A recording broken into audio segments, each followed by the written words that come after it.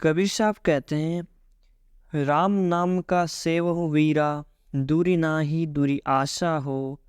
और देव का सेवहु बोरे, ई सब झूठी आशा हो। ऊपर उजर कहाँ भो बोरे, भीतर अजहु कारो हो। तन के वृद्ध कहाँ भो बोरे, मनुआ अजहु बारो है। अर्थात कबीर साहब कह रहे हैं कि जीव से राम राम रटने से कुछ भी लाभ नहीं होगा।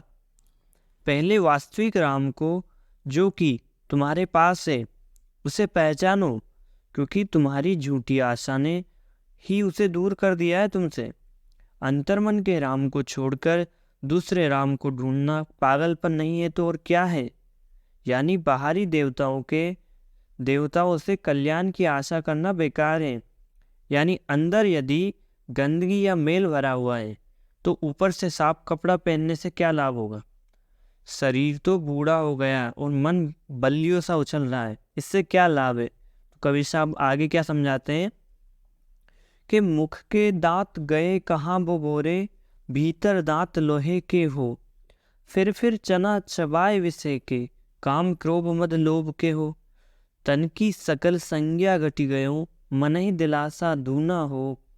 कहे कबीर सुनो हो संतो, सकल सयाना पहुना हो।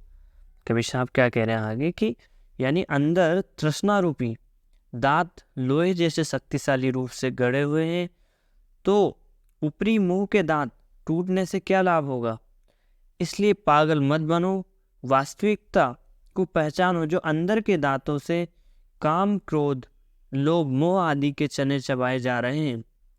शरीर अत्यंत वृद्ध होने से उसके समस्त अंगों की चेतन कम हो गई है, लेकिन मन की उमंगें कम नहीं हुई बल्कि दोगुनी हो गई है।